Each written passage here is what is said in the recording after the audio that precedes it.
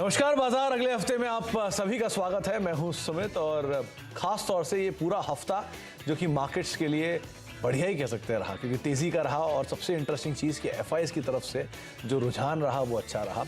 Cash market के stocks में बढ़िया तेजी देखने को मिली, मिड कैप स्मॉल कैप में काफ़ी एक्शन रहा और साथ साथ कई सारे हेवी अर्निंग्स इस हफ्ते आकर गए, जिन अर्निंग्स का इम्पैक्ट इस मार्केट के अंदर बनता हुआ दिखाई पड़ा। Specially mid cap small cap में कई नोन एफ&ओ स्टॉक्स थे जिनके अंदर मूव आता हुआ दिखाई पड़ा। तो बाजार इस हफ्ते में हम अगले हफ्ते में बातचीत करेंगे। आज अमित सेठ से हमारे साथ मौजूद हैं, खास रिक्वेस्ट पे हमारे साथ शाम को मौजूद हैं, उनसे हम चर्चा करेंगे मार्केट्स को लेकर और कुछ दर्शकों के सवालों के जवाब भी लेंगे। अमित जी हमारे साथ मौजूद हैं, उनसे हम चर्चा करते हैं, लेकिन उससे पहले आपके सामने एक आंकड़ा रखा जाएगा। आंकड़ा होगा कि एफआईएस का रुझान कैसा रहा इस पूरे हफ्ते के दौरान। पहले ये आप व्हाट्सएप नंबर देख लीजिए 7045220000। ये हमारा व्हाट्सएप नंबर है। साथ ही साथ आप सोशल मीडिया के जरिए भी हमारे साथ जुड़ सकते हैं। आस्क आवाज कैश और आस्क आवाज एफ&ओ, ये दो हैशटैग्स हैं जिनका इस्तेमाल करके भी आप इस कार्यक्रम का हिस्सा बन सकते हैं और अपने सवाल सीधे पूछ सकते हैं। अमित जी से बातचीत करेंगे, लेकिन पहले एक बार एफआईएस का वो नंबर आता हुआ दिखाई पड़ेगा जो कि इस पूरे हफ्ते रहा है। बड़ा इंटरेस्टिंग पैटर्न है। सोमवार को 4100 करोड़ की एफआईसी खरीदारी, मंगलवार को 2600 करोड़ की खरीदारी, बुधवार को 1400 करोड़ की खरीदारी, 677 करोड़ की खरीदारी रही गुरुवार को और करीब करीब 1400 करोड़ रुपए की खरीदारी रही शुक्रवार को, यानी कि आज। तो अगर आप पूरे हफ्ते का पैटर्न उठा के देखेंगे तो करीब करीब आपको 10,000 करोड़ रुपए के आसपास की खरीदारी एफआईसी की तरफ से आते हुए दिखाई पड़ी है, जो कि बहुत लंबे अंतराल के बाद एक हफ्ते के अंदर होते हुए दिखाई पड़ी है। अमित जी, एफआईएस की तरफ से रुझान इंप्रूव हो रहा है और बाजार भी तेजी दिखा रहा है। 18,000 के लैंडमार्क को पार किया हमने। 18,200 पर थोड़ा थके जरूर इस बार फिर, लेकिन फिर भी इंडेक्स एटलीस्ट अपने गेन्स को गिव अप नहीं कर रहा है और हर फॉल में हम खरीदारी हो रही है। तो जो ट्रेजेक्ट्री हमने बनाई है पिछले पूरे हफ्ते की, क्या ये कैरी फॉरवर्ड होगी? और मार्केट्स को लेकर अब आपका रुख रवैया क्या कहता है? डेफिनेटली सुमित जी, अगर हम दोनों इंडेक्स को देखें, निफ्टी और बैंक निफ्टी को, काफी स्ट्रॉन्ग मोमेंटम हमने देखा। स्पेशली जब हमने 18,000 का लेवल क्रॉस किया तो that was a big psychological level for the market. 18,000 हमारे लिए एक साइकोलॉजिकल हर्डल था, वो हमने क्रॉस कर लिया। सिमिलरली अगर हम बैंक निफ्टी में देखें, बैंक निफ्टी ने भी लगभग 41,000 का लेवल क्रॉस कर लिया। 41,500 एक इसका शॉर्ट टर्म हर्डल है, अगर वो क्रॉस करेगा तो हम और तेजी देखेंगे। इंपॉर्टेंट थिंग जो नोट करने वाली है दोनों इंडेसेस में, निफ्टी और बैंक निफ्टी में, that in spite of the volatility in the markets, हम 10 डेमा अपना मेंटेन कर रहे हैं। We are still trading above our 10 DEMA. अब इतने बड़े रनअप के बाद ये वाजिब है कि थोड़ा सा कंसोलिडेशन, थोड़ा सा प्रॉफिट बुकिंग हम जरूर देखेंगे, बट ओवरऑल रुझान पॉजिटिव ही है। बाय ऑन डिप की रणनीति बनानी चाहिए और मुझे आने वाले दिनों में लगता है कि हम higher levels both Nifty and bank Nifty में देख सकते हैं।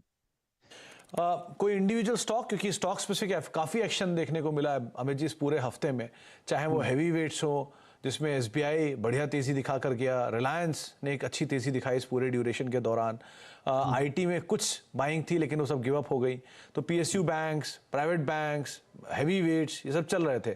तो कोई नाम जो आपको लगता है कि इस पर नजर रखी जा सकती है अगले हफ्ते के लिए भी? जी सुमित जी, मुझे रिलायंस का स्ट्रक्चर आज काफी पॉजिटिव लग रहा है। रिलायंस और आईटीसी, ये दो स्टॉक हैवी वेट है इंडेक्स के और इनका स्ट्रक्चर काफी पॉजिटिव है। रिलायंस में हमने 3-4 दिन पहले एक करेक्शन कैंडल देखा था, इसका ब्रेकआउट लगभग 2500 के लेवल पे आया था। वो लेवल इसने ब्रेकआउट रिटेस्ट करके होल्ड कर लिया। आज की भी मार्केट में रिलायंस में काफी ट्रैक्शन था। 2500 वाज अ सिग्निफिकेंट लेवल। मुझे लगता है कि ये लेवल जब तक होल्ड कर रहा है, रिलायंस में हम आने वाले दिनों में 2700, 2750 के लेवल्स देख सकते हैं। सिमिलरली आईटीसी में अगर हम देखें तो रिजल्ट्स के बाद इसने एक साइडवेज कंसोलिडेशन दिया था। 350 का साइकोलॉजिकल मार्क इसने 2-3 दिन पहले जरूर क्रॉस किया है। उसके बाद ये स्टॉक थोड़ा सा रेस्ट कर रहा है। तो मुझे लगता है आईटीसी में भी एक अच्छा मूव देख सकते हैं। एसबीआई का, पीएसयू बैंक्स में मुझे लगता है आगे चल के तेजी बनी रहेगी।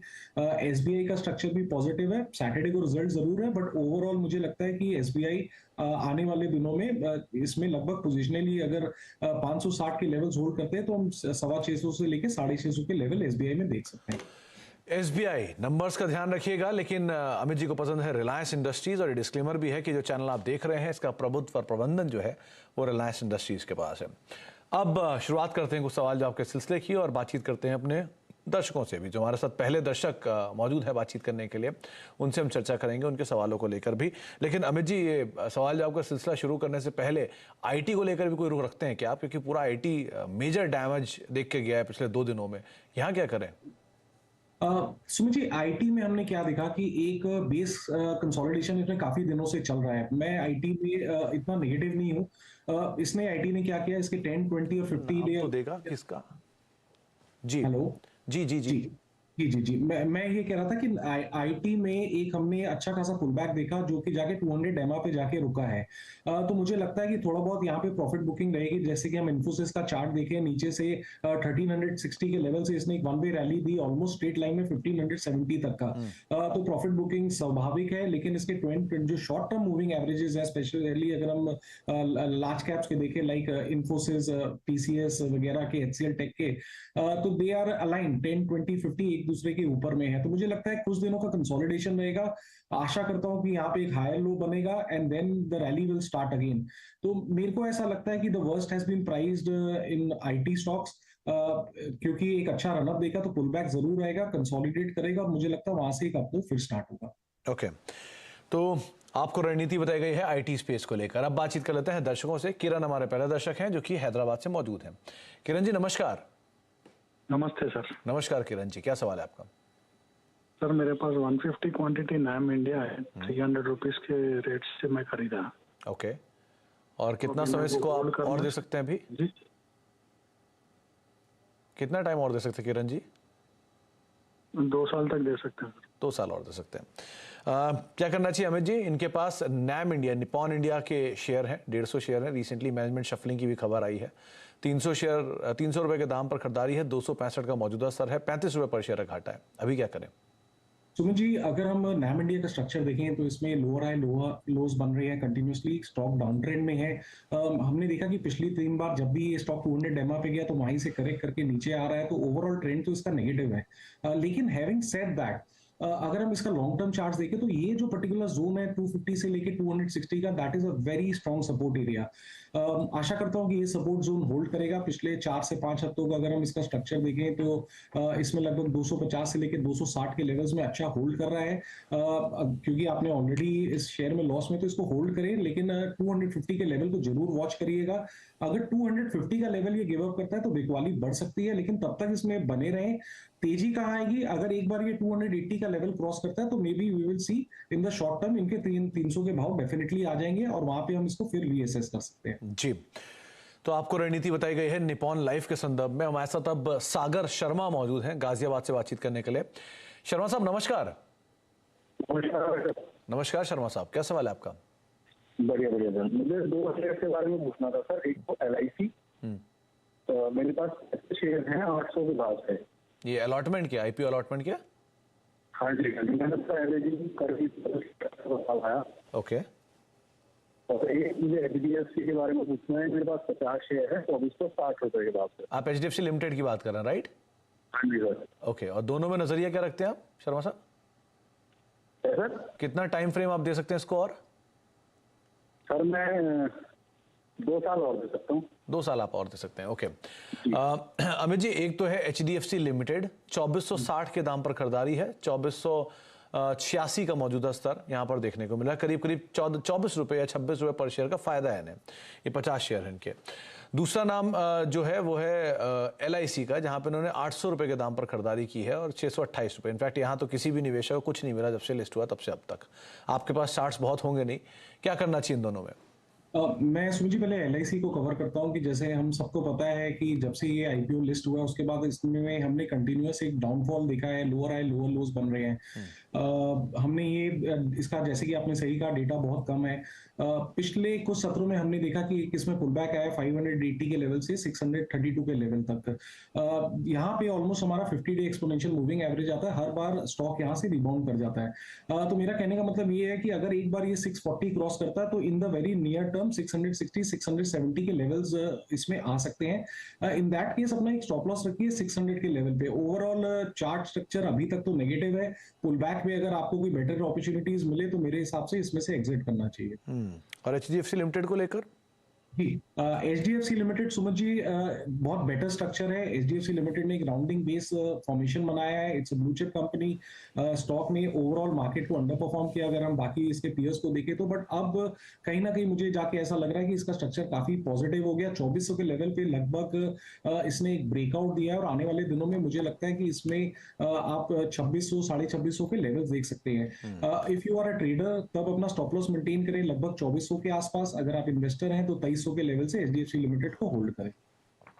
तो आपको रणनीति बताई गई है एलआईसी और एचडीएफसी लिमिटेड दोनों के संदर्भ में। कामेश्वर हमारे साथ मौजूद है रांची से बातचीत करने के लिए। कामेश्वर जी नमस्कार, सवाल पूछिए। हाँ, नमस्ते नमस्ते जी, नमस्ते। नमस्कार सर। सर सवाल पूछिए। मेरा सवाल है एचडीएफसी लाइफ पर मेरे पास 140 शेयर है और 675 का खरीद है। और दूसरा जो प्रश्न है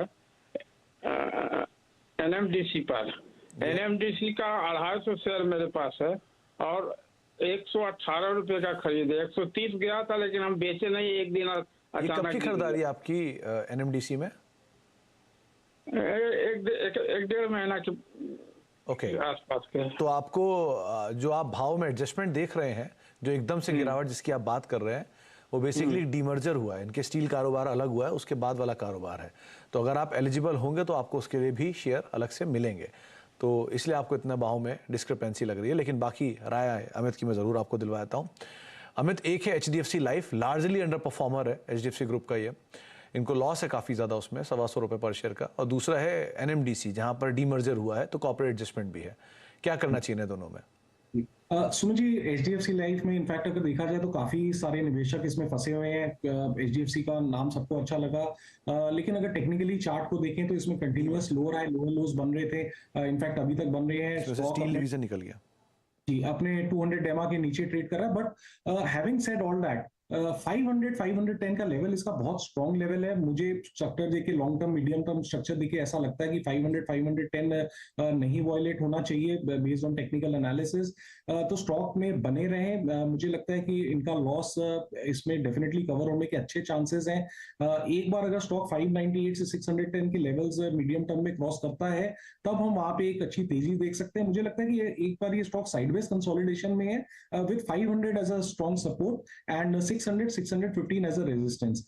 और सेकंड स्टॉक जो इन्होंने कहा है NMDC limited, this stock is definitely in an up trend. Stock में पोजीशन बनाई रखनी चाहिए। स्टॉक ने एक अच्छा खासा कंसोलिडेशन दिया 200 एमआ के आसपास, जो 88 से 92 के लेवल्स के आसपास है। इसमें कंटिन्यूस हायर हाई लोज बन रहे हैं। मोमेंटम इंडिकेटर्स भी काफी स्ट्रॉन्ग है एनएमडीसी में। तो एनएमडीसी में डेफिनेटली बने रहे। अगर आप इन्वेस्टर हैं तो इस पे थोड़ा सा डीप स्टॉप लॉस 102 का रखिए। मुझे ऐसा लगता है कि 125 से 130 के लेवल्स एनएमडीसी में शॉर्ट टर्म में आ सकते हैं। आपको रणनीति बताई गई है दोनों स्टॉक को लेकर। और कामेश्वर साहब, एक बार ये अपने अकाउंट्स को आप दोबारा चेक कर लीजिएगा कि आपके पास ये शेयर थे कि नहीं डीमैट में। उसके अकॉर्डिंग आपको आइडिया लग जाएगा कि ये आपको डीमर्जर के शेयर मिलेंगे कि नहीं। अब देसाई साहब से बातचीत करते हैं, कोल्हापुर से हमारे साथ मौजूद हैं। देसाई साहब नमस्कार, सवाल पूछिए। हेलो। या समृद्धि जी नमस्कार, सवाल पूछिए। नमस्ते। मेरा सवाल है कि मेरे पास कैनरा बैंक के 100 शेयर्स है जो मैंने 226 के भाव से लिए थे। 226 के दाम पर, राइट? हाँ। Okay. और एक अच्छा प्रॉफिट के लिए मुझे कब तक वो होल्ड पे रखना चाहिए? तो समृद्धि जी, आपको ऑलरेडी करीब करीब 60 रुपए पर शेयर का प्रॉफिट हो रहा है, जो कि आपकी एग्जिस्टिंग पोजीशन में 30% होता है। और कितना अच्छा प्रॉफिट आपको चाहिए? नहीं, मतलब लॉन्ग टर्म के लिए। अच्छा, तो आपने खुद ही बता दिया लॉन्ग टर्म के लिए आप रखेंगी। खैर अमित जी, इनके पास केनरा बैंक है, 30% पर शेयर के आसपास का मुनाफा है इन्हें। और ये लॉन्ग टर्म मतलब समय दे सकते हैं, कोई दिक्कत नहीं है। लेकिन ये मुनाफा और बांध लें, थोड़ा पैसा लेकर निकल जाएं, बनी रहें, क्या स्टॉप लॉस रखें, क्या करें? जी, सुमित जी, पहले तो मैं इन्हें बधाई देना चाहूंगा कि इनका स्टॉक सिलेक्शन काफी अच्छा रहा है। Canara bank is one of the out performers. PSU banks में काफी ट्रैक्शन है और कैनरा बैंक का चार्ट अभी भी काफी स्ट्रॉन्ग है। अगर इसका वीकली चार्ट देखिए तो it's on the verge of inverse head and shoulder breakout. मेरे हिसाब से स्टॉक में डेफिनेटली बने रहना चाहिए सिंस ये इन्वेस्टर्स हैं। तो एक 260 का स्टॉप लॉस रखिए। मुझे ऐसा लगता है कि 2 से 3 महीने में इसमें 360 से 370 के लेवल्स हम डेफिनेटली देखेंगे। तो डेफिनेटली बने रहिए। इसमें से एग्जिट नहीं करना चाहिए कैनरा बैंक से। ओके, तो आप बनी रहे, इसमें से एग्जिट ना करें। आउट परफॉर्मेंस थी केनरा बैंक में, मतलब पूरे पीएसयू बैंकिंग बास्केट में, और उसका बढ़िया फायदा आपको मिला। तो समृद्धि जी आप बने रहे, ये आपको राय दी गई। स्टॉप लॉस को जरूर फॉलो करिएगा। रामचंद्र हमारे साथ मौजूद है मुंबई से बातचीत करने के लिए। रामचंद्र जी नमस्कार, सवाल पूछिए। नमस्कार सर। नमस्कार सर। हाँ सुमित जी नमस्कार। नमस्कार मैं आपका नियमित व्यूअर हूँ सीएनबीसी आवाज का। मैं आपका ही चैनल केवल देखता हूँ और कोई बहुत चैनल बहुत नहीं शुक्रिया देखता। रामचंद्र जी, बहुत बहुत शुक्रिया। सवाल पूछिए। हाँ तो सुमित जी मेरे पास 100 शेयर हैं MMFL Mahindra and Mahindra forging limited at the rate of 920 Okay. और 200 शेयर है मेरे पास ग्रीन पैनल इंडस्ट्रीज के 466 के रेट में। ओके, और मैं ट्रेडर हूँ, जब मुनाफा मिलेगा तब निकल लूंगा, और कुछ की खरीदारी होके मुझे 1-1.5 महीना हो गया सर। नहीं तो रामचंद्र जी, अगर आप ट्रेडर हैं तो आपने स्टॉप लॉस क्यों नहीं फॉलो किया? सर फंडामेंटल स्टॉक दिए थे आनंद राठी ने, इसलिए सर। ओके, चलिए अमित जी क्या करना चाहिए? इन्होंने MM फोर्जिंग लिया 920 रुपए के दाम पे, करीब करीब 800 रुपए की रेंज में वो कामकाज कर रहा है। 100 शेयर वहां पर है, और ग्रीन पैनल इंडस्ट्रीज 466 के दाम पर खरीदारी है, 200 शेयर इनके वहां पर भी है। क्या करें इन दोनों में? सुमित जी, अगर MM फोर्जिंग का चार्ट देखें तो यहाँ पे भी प्रॉब्लम ये है कि स्टॉक 200 EMA के नीचे ट्रेड कर रहा है। लेकिन हमने पिछले कुछ दिनों से देखा कि इसका एक स्ट्रॉन्ग सपोर्ट लेवल है 745 के आसपास। तो मेरी राय इनको यही है कि अभी तो बने रहे, लेकिन अगर 745 का लेवल ब्रेक होता है तो डेफिनेटली एग्जिट करें। Stock is in a sideways consolidation mode. जब तक 855 के लेवल ये क्रॉस नहीं करता, मुझे लगता है यही रेंज में घूमता रहेगा। तो कहीं अगर इनको उछाल मिले तो इसमें से थोड़ा एग्जिट करें, लेकिन ये जरूर ख्याल रखें कि लॉन्ग टर्म सपोर्ट इसके 745 के आसपास है। वो टूटेगा तो फिर और भी हम इसमें बिकवाली देखेंगे। तो राय यही है, फिलहाल तो होल्ड करें और होप करें कि एक बार ये 800-850 का लेवल क्रॉस करे। और दूसरा स्टॉक मेरे ख्याल से इन्होंने कहा था ग्रीन पैनल जी। सुमित जी, ग्रीन पैनल का चार्ट इतना बढ़िया नहीं है क्योंकि कंटिन्यूअसली लोअर हाई लोअर लोज बन रहे हैं। स्टॉक अपने in fact 10 day exponential moving average के भी नीचे है, 200 EMA बहुत ऊपर है, सारे शॉर्ट टर्म मूविंग एवरेजेस के नीचे है। स्ट्रक्चर काफी नेगेटिव है। यहाँ पे भी हमारा अब इमीडिएट सपोर्ट बनता है लगभग 351 के आसपास। वो टूटेगा तो एक्सटेंडेड सेलिंग देखेंगे। ऑन अपसाइड 400 सवा 400 के आसपास इसका एक स्ट्रॉन्ग रेजिस्टेंस एरिया है।